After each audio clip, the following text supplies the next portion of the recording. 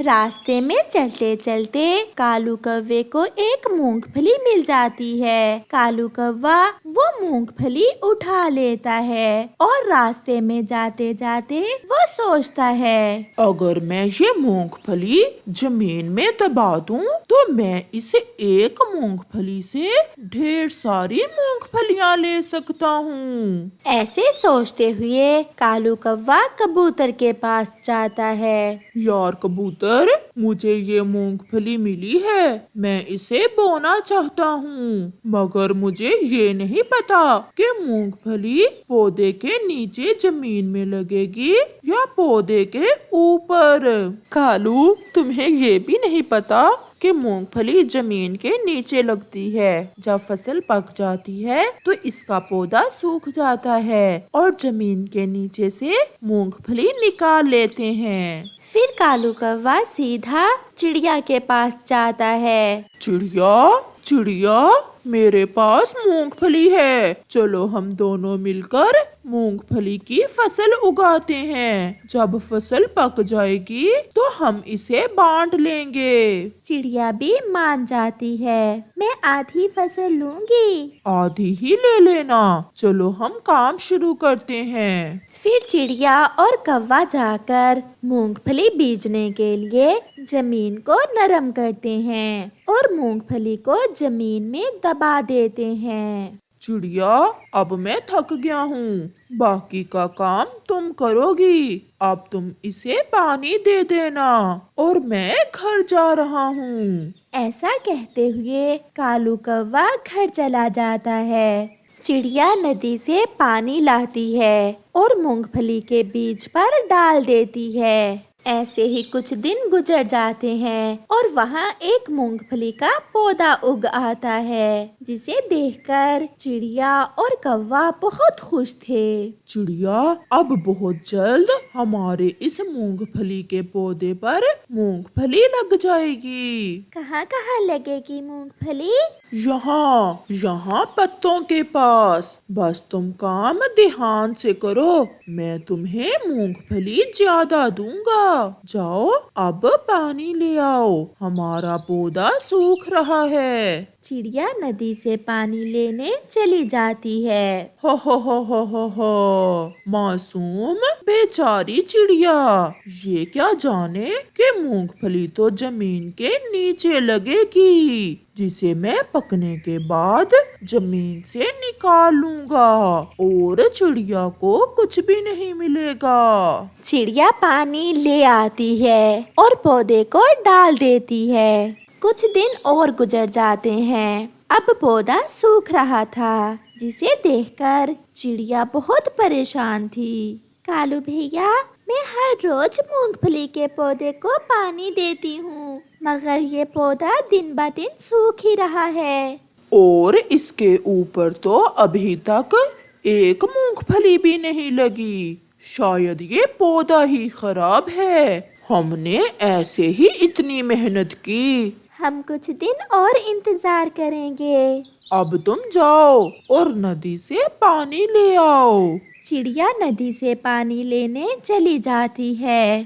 कबूतर ने बताया था, जब जमीन के नीचे मूंगफली लगेगी तो पौधा सूख जाएगा। इसका मतलब मेरी मूंगफली अब तैयार है। फिर कालू कौवा उस पौधे को उखाड़ लेता है और उसके नीचे से सारी मूंगफली तोड़ लेता है और वहाँ से भाग जाता है। चिड़िया भी नदी से पानी लेकर आ जाती है। अरे, इस पौधे को किसने काट दिया? चिड़िया वहाँ बैठकर रोने लग जाती है। बूढ़ी फाख्ता वहाँ से गुजरती है। चिड़िया को रोते देखकर वो वहाँ आ जाती है। बेटी चिड़िया, क्यों रो रही हो?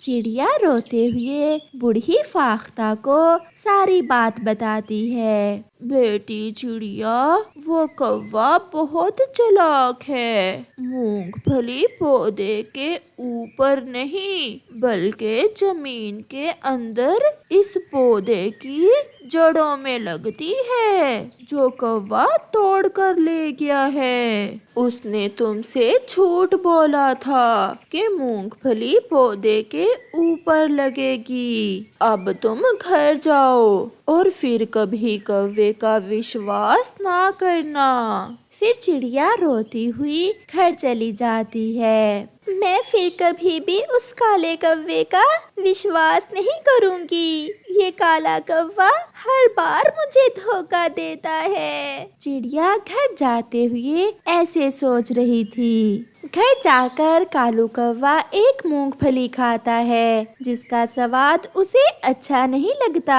कालू कौवा कबूतर के पास जाता है। यार कबूतर, मेरी मूंगफली की फसल तो तैयार हो गई, मगर मूंगफली का स्वाद कुछ अच्छा नहीं है। पागल, मूंगफली को आग पर भून कर खाते हैं, फिर उसका स्वाद अच्छा लगता है। और आग कहाँ से मिलेगी? हमारे जंगल में आग केवल एक चिड़िया के पास ही है। फिर कालू कौवा शर्मिंदा होते हुए मूंगफली लेकर चिड़िया के पास जाता है। चिड़िया, मैंने आपसे झूठ बोला, मुझे माफ करना। मैंने जमीन के नीचे से मूंगफली निकाल ली थी। जाओ, अब भाग जाओ, मैं तुमसे बात नहीं करती, तुम धोखेबाज हो। चिड़िया, मुझे कबूतर ने बताया है कि मूंगफली को आग पर भून कर खाते हैं और आग तो आपके पास है। मैं इसीलिए तो आपके पास आया हूँ। अच्छा, तो मैं भी कहूँ, कालू इतना अच्छा कैसे हो गया? मैं मूंगफली अपनी आग पर भूनने के बदले में आधी लूंगी। फिर चिड़िया अपनी कढ़ाई गरम करती है और मूंगफली भूनकर उसमें से आधी ले लेती है और आधी कौवा ले जाता है। अब वो दोनों खुश थे। चिड़िया चिड़िया, जल्दी करो जल्दी करो, जंगल में बाढ़ आ रही है। सभी पक्षी ये जंगल छोड़कर जा रहे हैं, हमारे पास समय नहीं है। कबूतर भैया, ये बाढ़ ऐसे अचानक, मुझे कुछ समझ नहीं आ रहा। हम अपने घर छोड़कर कहाँ जाएंगे? और मेरा तो ये अंडा भी है। चिड़िया, जान बच गई तो घर भी मिल जाएंगे, बस तुम जल्दी करो, अपना अंडा उठाओ। वो अभी ऐसे बात ही कर रहे थे कि बाढ़ का पानी तेजी से आ जाता है। देखते ही देखते उस पानी से तो जंगल भरने लगा था। चिड़िया जल्दी से अपना अंडा उठाती है और कबूतर के पीछे पीछे उड़ जाती है। सभी पक्षी तेजी से उड़े जा रहे थे। फिर अचानक चिड़िया का अंडा छूटता है और बाढ़ के पानी में गिर जाता है। मेरा अंडा बह गया। बाढ़ का पानी तो चंद लम्हों में ही अंडे को बहा ले जाता है। चिड़िया अपने अंडे के पीछे जाने लगती है, लेकिन कबूतर उसे रोक लेता है। चिड़िया, रुक जाओ, अंडे के पीछे जाना तुम्हारी बेवकूफी होगी। समझ लो, वह अंडा तुम्हारे भागे में ही नहीं था। अगर पीछे से और पानी आ गया तो तुम भी साथ ही बह जाओगी। फिर चिड़िया रोती हुई कबूतर की बात मानकर कबूतर के साथ चली जाती है। मीनू चिड़िया नदी पर पानी पीने आई थी, तो उसकी नजर पानी में बहते हुए अंडे पर जाती है। वो जल्दी से अंडा उठा लेती है और उसे अपने घर ले जाती है। मीनू, ये अंडा आप कहाँ से उठा ले आई हो? मैं नदी पर पानी पीने गई थी, तो ये अंडा मुझे नदी के पानी में बहता हुआ मिला। ये अंडा जरूर उसी बाढ़ के पानी में बह कर आया है जो पश्चिम वाले जंगल में आई हुई है। अब क्या पता इस अंडे के माता पिता के साथ क्या बीती है, जिंदा भी हैं कि नहीं। चूचू, आप मेरी एक बात मानेंगे? मैं जानता हूँ आप क्या कहना चाहती हैं। अगर आप इस अंडे को पालना चाहती हैं तो मुझे कोई एतराज नहीं। मैं इस बच्चे को बहुत प्यार दूंगी। इस बच्चे की वजह से ही मेरी सूनी गोद भर जाएगी। फिर कुछ दिनों बाद वो अंडा फूट जाता है और उसमें से एक चिड़िया का बच्चा निकलता है। चूचू चूचू देखें, हमारे अंडे से हमारी जाति का बच्चा ही निकला है। मीनू तो आज इतनी खुश थी, उसका बस चलता तो पूरे जंगल में अपने बच्चे का ऐलान करती। दूसरी तरफ रानो चिड़िया और बाकी सब पक्षी भी बाढ़ के बाद अपने वाले जंगल में वापिस आ जाते हैं। रानो चिड़िया की तो दुनिया ही उजड़ चुकी थी। ज्यादा रोने की वजह से उसकी आंखों की बीनाई भी जा चुकी थी। कबूतर रानो का अच्छा दोस्त था। वो हर रोज रानो के पास आता, उसे भोजन भी दे जाता और उसे हौसला भी देता रहता। रानो, मैं जब तुम्हें देखता हूँ तो बहुत दुखी हो जाता हूँ। तुमने अपनी क्या हालत बना ली है। तुम कैसी हंसमुख होती थी। सारा जंगल एक तरफ, तुम्हारी जंगल में अपनी ही रौनक होती थी। अब तो सारा जंगल वीरान सा हो गया है। कबूतर भैया, क्या करूं मैं? जब मेरा पति मरा तो मेरे पास मेरा अंडा था। मैंने बहुत मुश्किल से खुद को संभाला था, खुद को इस बात का हौसला देकर कि मेरे पास मेरे जीने का सहारा है। लेकिन अब मैं खुद को कैसे हौसला दूं? मेरा अंडा ही मेरी सारी दुनिया था। अब मैं क्या करूं? इससे तो अच्छा था मैं भी अपने अंडे के साथ ही मर जाती। चिड़िया जब ऐसी बातें करती तो कबूतर का भी दिल भर आता और वो वहाँ से चला जाता। ऐसे ही दिन और रात गुजरते गए। अब मीनू चिड़िया का बेटा कुकू बड़ा हो चुका था। मीनू और चूचू की तो अपने बेटे में जान थी। वो अपने बेटे से बहुत प्यार करते थे। ऐसे ही एक दिन कुकू अपनी रिमोट कंट्रोल गाड़ी से खेल रहा था कि वहाँ जग्गू आ जाता है। जग्गू कौवा बहुत शरारती था। जग्गू कुकू की रिमोट कंट्रोल गाड़ी उठाकर भाग जाता है। फिर क्या था, जग्गू कौवा आगे आगे और कुकू उसके पीछे पीछे। कुकू बहुत हिम्मत वाला था। वो जग्गू को पकड़ लेता है और जग्गू के 2-4 लगा देता है। ये रिमोट कंट्रोल गाड़ी मुझे मेरे पापा ने आज ही ला कर दी है। अगर तुम्हें इतना ही शौक है ऐसी गाड़ियों से खेलने का तो जाओ और जाकर अपनी खरीद कर खेलो। मैं अभी जाकर अपनी मम्मा को बताता हूँ कि तुमने मुझे मारा है। देखना मेरी मम्मा तुम्हारी पिटाई करती। हाँ हाँ, जाओ जाओ और पहले जाकर अपनी मम्मा को ये बताना कि तुम मेरी रिमोट कंट्रोल गाड़ी लेकर भागे थे। फिर जग्गू रोता हुआ वहाँ से चला जाता है। जग्गू, मेरे बच्चे, क्या हुआ तुम्हें? ऐसे रो क्यों रहे हो? मम्मा मम्मा, वो कुकू मुझे बहुत मारता है। जब भी मैं उसके खिलौनों से खेलने लगता हूँ तो वो मुझे मारकर भगा देता है। मम्मा, मुझे भी वैसे ही खिलौने चाहिए जैसे कुकू के पास हैं। उस अनाथ की इतनी हिम्मत कि मेरे बच्चे को मारे? मम्मा, आप उसे अनाथ क्यों कह रही हैं? उसके मम्मा पापा तो जिंदा हैं। जग्गू बेटा, ये कुकू मीनू और चूचू का सगा बेटा नहीं है। ये तो मीनू को पानी में बहता हुआ मिला था और ऐश कर रहा है अब उनकी दौलत के सर पर। मम्मा मम्मा, मैं भी उस कुकू को ऐश नहीं करने दूंगा। मैं अभी उसे जाकर बताता हूँ कि वो मीनू आंटी और चूचू अंकल का सगा बेटा नहीं है। फिर जग्गू जल्दी से वापस कुकू के पास जाता है। तुम फिर से आ गए, मैं ही चला जाता हूँ यहाँ से। तुम जैसे शरारती पक्षियों के पास रहना ही नहीं चाहिए। हाँ हाँ, चले जाना, लेकिन जाने से पहले एक सच तो सुनते जाओ। सच? कैसा सच? तुम्हें पता है जिन्हें तुम अपने मम्मा पापा कहते हो वो तुम्हारे सगे मम्मा पापा नहीं हैं, बल्कि तुम तो उन्हें नदी में बहते हुए मिले थे। बेचारा अनाथ कहीं का। ऐसा कहकर जग्गू वहाँ से चला जाता है और कुकू तो वही पत्थर का बना खड़ा था।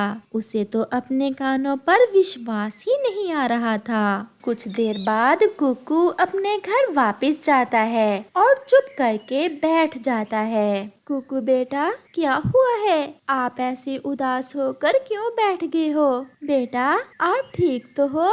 लेकिन कुकू खामोश रहता है। मीनू तो कुकू को ऐसे खामोश देखकर बहुत परेशान हो जाती है। मेरी जान, बताओ ना, क्या बात है? आप कभी भी ऐसे खामोश होकर नहीं बैठे हो। आप मेरी कसम खाकर बताएं, मैं जो पूछूंगा आप मुझे सच सच बताएंगी। बेटा, बताओ तो, हुआ क्या है? तुम क्या पूछना चाहते हो? क्या मैं आपका सगा बेटा नहीं हूँ? मीनू की तो जान ही निकल जाती है। बेटा, ये आप कैसी बातें कर रहे हो? आप हमारे ही बेटे हो। फिर मेरी कसम खाएं, अगर मैं आपका बेटा हूँ तो मेरी कसम खाकर बताएं कि मैं आपका सगा बेटा हूँ। मीनू अपने बेटे की कभी भी झूठी कसम नहीं खा सकती थी। मीनू खामोश रहती है। मम्मा, आपकी खामोशी का क्या मतलब है? मुझे सब पता चल गया, मुझे सब पता चल गया।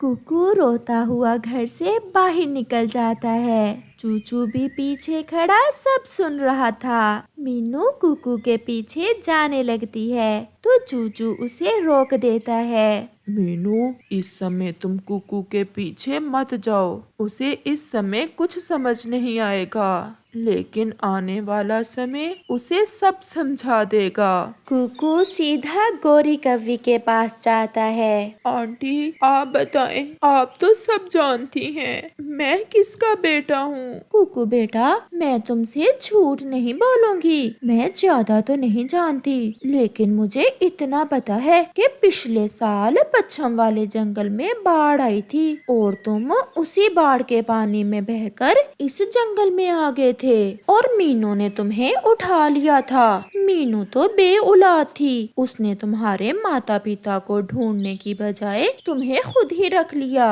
अब तुम्हारे माता पिता कैसे रह रहे होंगे तुम्हारे बिना? मुझे जाना होगा अपने मम्मा पापा को ढूंढने, मुझे जाना होगा। फिर कुकू वहाँ से पश्चिम वाले जंगल की तरफ निकलता है। रात भी होने वाली थी और कुकू पश्चिम वाले जंगल में पहुँच जाता है। कुकू वहाँ एक पेड़ पर बैठ जाता है। अब अंधेरे में उसे कुछ समझ नहीं आ रही थी कि वो कहाँ जाए। कबूतर भी पास से ही गुजर रहा था। कुकू कबूतर को आवाज देता है।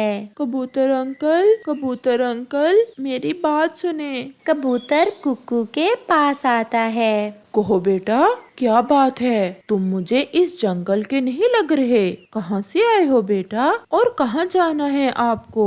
कबूतर एक साथ ही कई सवाल करता है। अंकल, मैं इसी जंगल का हूँ, लेकिन मैं अपने मम्मा पापा से बिछड़ गया था। पिछले साल इस जंगल में जो बाढ़ आई थी, मैं उसी बाढ़ में अपने मम्मा पापा से बिछड़ गया था। कहीं ये रानू का बेटा तो नहीं है? अंकल, आप क्या सोचने लग गए? कुछ नहीं बेटा, चलो मैं तुम्हें एक चिड़िया के पास लेकर जाता हूँ, शायद वो तुम्हारी मदद कर सके। फिर कबूतर कुकू को रानो चिड़िया के घर ले जाता है। रानो बहन, ये चिड़ा इस जंगल में नया आया है, अपने माता पिता को ढूंढ रहा है। इसके माता पिता भी बाढ़ में इससे बिछड़ गए थे। बेटा, मेरे पास आओ। फिर कुकू रानो के पास जाता है। रानो कुकू को अपना पंख लगाती है। मेरा बेटा कबूतर भैया, ये मेरा बेटा ही है। मैंने जब इसे अपना पंख लगाया तो मुझे वही एहसास हुआ जैसा मुझे अपने अंडे से होता था। कुकू भी रोता हुआ चिड़िया के गले लग जाता है। चिड़िया बहन, मैं तो इस बच्चे को देखकर ही समझ गया था कि ये आपका ही बेटा है। ये तो कोई चमत्कार ही हुआ है। कुकू बेटा, आप कहाँ रह रहे थे? मेरा मतलब है, आपको किसने पाला है?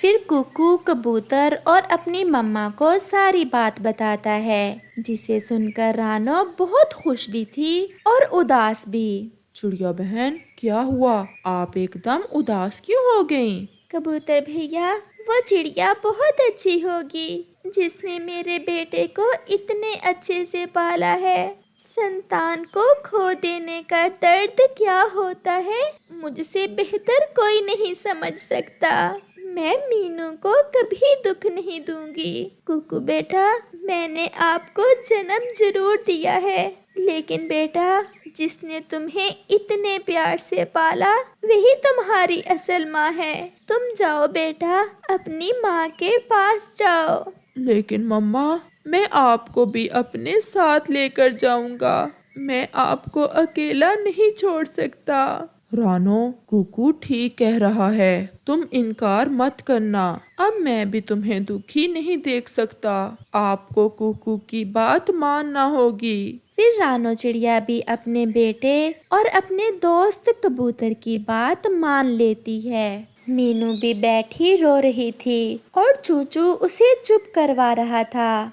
आप जाएं और मुझे मेरा बेटा ला कर दें। मैं अपने बेटे के बिना नहीं रह सकती। और मैं भी अपनी मम्मा के बिना नहीं रह सकता। कुकू आकर मीनू को गले लगा लेता है और वो सब खुशी खुशी का जीवन बिताते हैं और एक साथ ही रहते हैं।